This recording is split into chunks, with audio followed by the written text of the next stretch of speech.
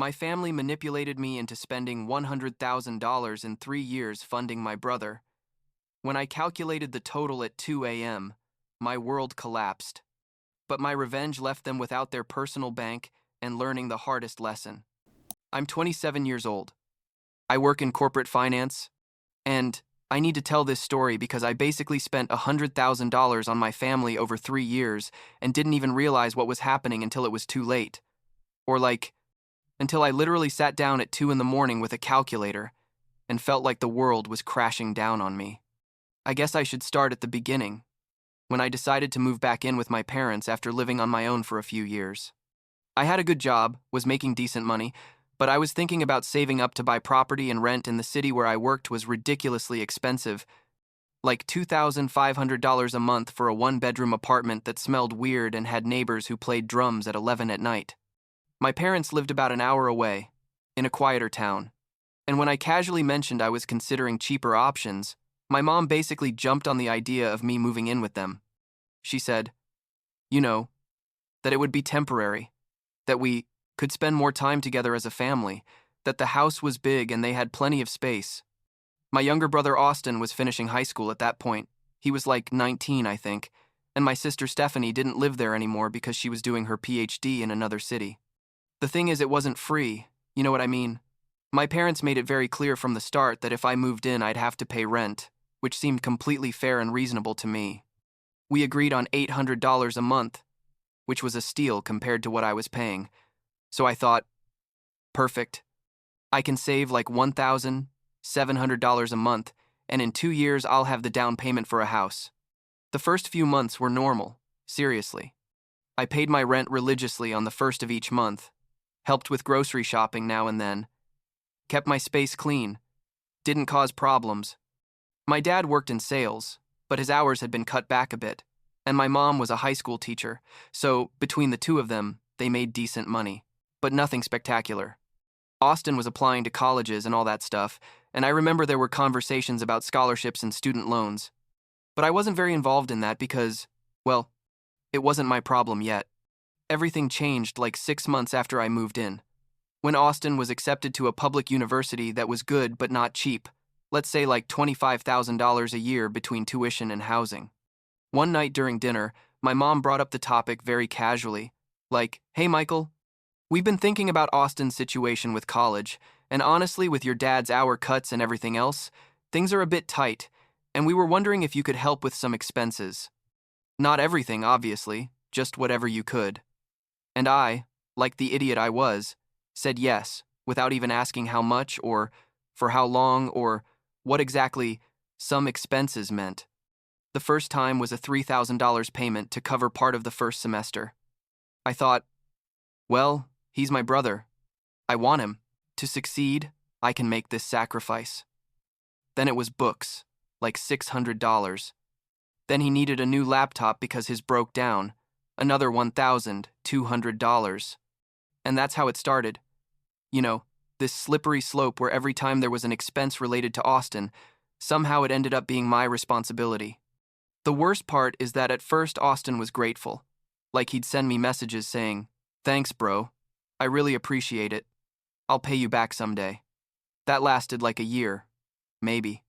By Austin's second year of college, things had already escalated in a way I can't even explain properly. Basically, I was paying his full tuition, plus his off-campus apartment rent because he decided he didn't want to live in the dorms, plus his meal plan, plus gas, plus car insurance. Oh yeah, I forgot to mention I also bought him a car, a used 2019 Honda Civic that cost $19,000 because my parents said he needed reliable transportation to get to college and do internships and whatever else. By that point, I was so deep into the dynamic that I didn't even question whether that was reasonable or not. I just took out the car loan in my name and started making the monthly payments. What really bothers me when I look back is how my parents handled the whole thing. It was never a direct conversation like, hey, we need you to contribute X amount per month for Austin's expenses. No, they were always individual requests that seemed reasonable in the moment. Your brother needs this. Your brother needs that. It would be so helpful if you could help with this other thing. And each request came with this thick layer of guilt tripping, you know? Like, well, Michael, you make so much money and we can barely make ends meet, and Austin is your brother. Don't you want him to have the same opportunities you had? And I fell for it every time because they made me feel selfish if I said no or even asked questions. Meanwhile, I kept paying my $800 rent religiously. Plus, now I was basically financing Austin's entire life. And things didn't stop there, because other family expenses also started appearing that somehow became my problem. We need to fix the roof. Can you help with $2,000? Your mom's car transmission broke down. Can you cover half the repair? Your dad needs to go to the dentist for a treatment that insurance doesn't cover. Can you lend $1,500? And every time I said yes because I felt like I had no choice. And because honestly at that point I still believed it was temporary, that things would get better, that eventually Austin would graduate and get a job and could start contributing too. What breaks my heart, or rather what makes me angry when I think about it now, is how Austin's attitude changed during the third year. There were no more thank you messages, no more acknowledgement that I was doing something special for him. Instead, the demands started. I need $500 for a spring break trip with my friends. I need $300 for books this semester. My laptop needs an upgrade. And when I took more than a day to transfer the money, because, I had my own job and my own things to do, he'd get all dramatic and send messages like, "Did you transfer the money yet? I need it today." Like I was his personal bank with a 24/7 availability obligation. The straw that broke the camel's back, or rather the moment that woke me up, although it wasn't enough to make me act yet, was when Austin sent me a message saying to set up automatic monthly transfers of $2,000 to his account so he could better manage his budget and wouldn't have to be bothering me all the time. I read that message like 3 times because I couldn't believe he was asking for that so casually, without even a please or a thanks in advance or anything. And the worst part is, I almost did it. Seriously, I almost set up the automatic transfer because in my twisted head I thought, well, at least that way I won't have to deal with constant messages. My sister, Stephanie, was the only person in this whole situation who saw what was happening from the beginning. She came to visit during summer vacation of the third year, and after spending a few days at the house, she pulled me aside and basically told me, "Michael, do you realize that Mom and Dad are using you? Do you realize you're literally financing everything while Austin acts like you owe him something?" And I got defensive, told her she didn't understand the situation, that family has to help each other, that when our parents are old, we'll have to take care of them anyway. But she didn't let me dodge it. She asked me, "How much have you spent? Have you ever calculated it?" And I admitted I hadn't, that I didn't want to know, because it would probably depress me. It was like a month after that conversation with Stephanie, at 2 in the morning on a random Tuesday, when I couldn't sleep and finally decided to sit down with my computer and do the math. I went through 3 years of bank statements, pulled up all the Venmos, all the transfers, all the credit card payments related to my family. And when I saw the total, I froze. Literally froze in my chair, staring at the screen. Almost $100,000. $100,000 in 3 years. Austin's tuition, his rent, his car and loan payments, gas, food, books, electronics, clothes, outings, trips, plus all the family loans that were never paid back, plus house repairs, plus medical emergencies, plus I don't know how many other things I didn't even remember paying for until I saw the transactions there in black and white. I had a panic attack right there in my room. I felt like I couldn't breathe, like the walls were closing in, like I'd thrown my life out the window. You know how much I could have saved in 3 years if I'd lived alone and managed my money responsibly? You know how far I would have gotten toward buying my own house, toward having my own life? And instead, I was there, at 27 years old, still living with my parents, with no savings, financing someone else's life, while mine was completely stagnant. I didn't sleep the rest of that night. Instead, I did something I never thought I would do. I Googled, "My family is using me for money," and ended up on Reddit, on a subreddit about toxic family relationships, and started reading other people's stories. And the number of stories similar to mine was depressing but also eye-opening. because all the comments said the same thing. This is financial abuse, this is manipulation. You need to set boundaries. You need to get out of there. So, I made my own post, told my whole story, and in less than an hour, I had like 200 responses telling me exactly what I didn't want but needed to hear. And the next week was weird because I was functioning on autopilot at work. But in my head, I was processing all this. This whole realization that I'd been completely manipulated for 3 years. And then came the moment that changed everything. Austin sent me a message on a Friday saying he needed $400 to buy winter tires for his car because winter was approaching and the current tires weren't safe. And I, for the first time in 3 years, responded, no. Just that. No. Not even a long explanation or justification, just no. The tires are for safety. It's not optional. Can you transfer the money today? And I simply put, I'm not going to transfer money. You need to find another solution. He called me immediately, but I didn't answer. Then my mom called me like an hour later, and that conversation was brutal. She told me I was being selfish, that Austin needed those tires, that how could I deny something so basic to my own brother, that she was disappointed in me. And I told her, Mom, I've spent almost $100,000 on this family in 3 years. I think I've done enough. There was silence on the other end, and then she started saying I was exaggerating, that it couldn't be that much money, that I was being dramatic. That night, I made a decision. I looked for apartments in another state. Specifically, I looked like 4 states away, in cities where my company had offices and I could transfer. I found a perfect place, a 1-bedroom apartment for $1,300 a month in a city where I'd always wanted to live. I filled out the application, sent all the documentation, and a week later I was approved and signed the lease, all in secret, without telling my family anything. The moment of truth came 2 weeks later, during a family dinner on a Sunday. We were all sitting eating, normal conversation, and my dad mentioned something about Thanksgiving plans, and I seized the moment. I said, well, about future plans, I want you to know I'm moving out. They stared at me like I'd said I was joining a circus. My mom asked, moving where? To an apartment nearby?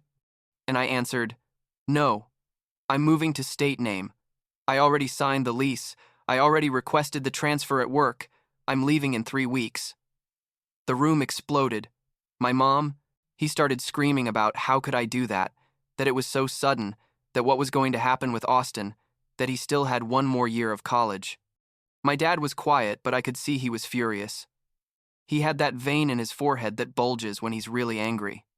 Austin yelled that I was selfish, that he always knew nobody in the family cared about him, that how could I abandon him right now? And I sat there, calm, because I'd already anticipated this reaction and had mentally prepared what I was going to say. I told them that for 3 years I'd contributed financially much more than was fair or reasonable, that I'd put my own life on pause to support them, and that now I needed to focus on my own future. My mom said it was my responsibility as an older brother to help Austin, that that's how families work. And I responded, families don't financially abuse their members and then make them feel guilty when they set boundaries. That word, abuse, was like throwing a grenade in the middle of the room. My dad got up from the table and said I was being ridiculous and dramatic, that nobody forced me to give anything, that everything was voluntary. And technically, he was right. Nobody put a gun to my head, but the emotional manipulation and constant guilt-tripping was its own form of coercion, you know what I mean? The next 2 weeks living in that house were psychological hell. My parents alternated between the silent treatment, super elaborate guilt trips, and moments where they tried to convince me to stay by promising things would be different. My mom wrote me a 4-page handwritten letter about family and loyalty and sacrifice, quoting like 3 Bible verses I didn't even know she knew. My dad told me I was making the biggest mistake of my life, that I was going to regret it, that family is the only thing that really matters. Austin went between completely ignoring me and sending me long text messages calling me selfish and saying I was ruining his life. The only person who supported me was Stephanie, who called me every night to make sure I didn't give up. On moving day, I hired a moving company, but also asked Stephanie to come for moral support, and thank God I did, because my parents tried to do everything possible to complicate things. When the movers arrived, My mom started saying that several pieces of furniture in my room were actually hers, and I couldn't take them. Things I'd bought with my own money, but that she suddenly claimed as hers. My dad stood in the garage entrance with his arms crossed all morning, creating this intimidating presence. Austin didn't even come out of his room. Stephanie was amazing, kept calm, helped pack, stood between me and my parents when things got tense. At one point, my mom grabbed a box from my hands and said I couldn't take it, that I'd given it to her years ago, and Stephanie just took it from the other side and said, "Mom, let it go. This is ridiculous." We loaded everything onto the truck in like 4 hours, which felt like 4 days, and when everything was finally ready, I stood at the entrance of the house where I'd lived for 3 years and felt nothing. Not sadness, not relief, just this strange emptiness. I said goodbye briefly, told them I'd contact them when I was settled, and left. I drove 4 states away with all my stuff in a moving truck.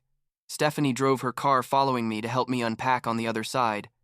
And during the whole trip, I kept expecting to feel guilt or regret, but it never came. I only felt this growing sensation of liberation, like I could finally breathe properly after being underwater for 3 years. The first few months in my new apartment were weird. I blocked my parents and Austin on everything. Phone, email, social media, everything. The only person from my family I kept in contact with was Stephanie. She'd tell me what was happening at home without me asking for details, like, "Mom is angry, but I also think she's panicking because without your money, things are difficult." Or, "Austin had to get a part-time job because he can no longer finance his lifestyle." Turns out, without my money, things fell apart fast. Austin had to move back to my parents' house because he couldn't afford his apartment. But he had to sell the car I'd bought him to pay off some debts. He got a job at a retail store, working like 25 hours a week on top of his classes. And the most interesting thing is that my parents started pressuring him to contribute financially to the house, exactly the same thing they'd done to me. Stephanie told me, Austin finally understood what I'd been living through, that now every time he got his paycheck, my mom was there with her hand out expecting her share. About 6 months after moving, I got an email from Austin. It was long, like 3 pages, and it was the first direct communication we'd had since I left. I expected it to be another email full of reproaches, but to my surprise, it was an apology. A real apology. One of those fake ones, like, "I'm sorry you felt that way." He said he hadn't realized everything I'd done, that he'd taken everything for granted, that he'd been a terrible brother and a selfish human. He admitted that only after having to work and contribute himself did he understand the magnitude of what I'd been carrying. He said he didn't expect me to forgive him, but wanted me to know he understood now and was genuinely sorry. I didn't respond immediately because I needed to process whether the apology was sincere or if it was another manipulation.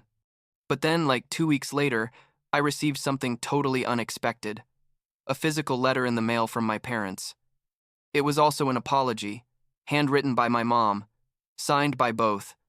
They admitted they'd taken advantage of me, that they'd been unfair, that they'd let the financial situation escalate in a way that wasn't healthy or fair. They didn't make excuses, didn't try to justify their actions, just acknowledged they'd been wrong. The letter ended saying they'd understand if I never wanted to talk to them again, but hoped someday they could rebuild a relationship based on respect and appropriate boundaries. Those apologies left me confused. On one hand, I'd spent months processing all the anger and resentment, convincing myself I'd done the right thing by cutting contact completely. But on the other hand, these apologies seemed genuine. They didn't seem to have ulterior motives or expectations that I'd immediately go back to helping them financially. I talked to my therapist about this. Yeah, I started therapy after moving because it turned out 3 years of financial abuse and emotional manipulation leave you with things to process. And she helped me understand I could accept the apologies without necessarily restoring the relationship immediately. That forgiveness is a process, and it was okay to take it slow. I decided to respond, but setting very clear boundaries. I sent Austin an email saying I appreciated his apology and hoped he'd keep growing and learning. I sent my parents a letter, also physical, telling them I accepted their apology, but that any future relationship would have to be completely different. I also did something that was probably unnecessary, but that I felt I wanted to do. I sent them a check for $5,000 with a note saying this was a one-time gift, to help them adjust to their new financial reality, but they shouldn't expect anything else from me in the near future. Now, like a year and a half after moving, things are in a strange but manageable place. I talk to my parents like once a month, short, superficial conversations about weather and work, nothing deep. Austin and I exchange messages now and then. He finally graduated and got an entry-level job in his field, moved to his own apartment, and is handling his own expenses. Stephanie is still my favorite person in the family. Obviously. My parents have never asked for money since that $5,000 check, which is either genuine change or fear that I'll disappear again if they do. I'm not sure.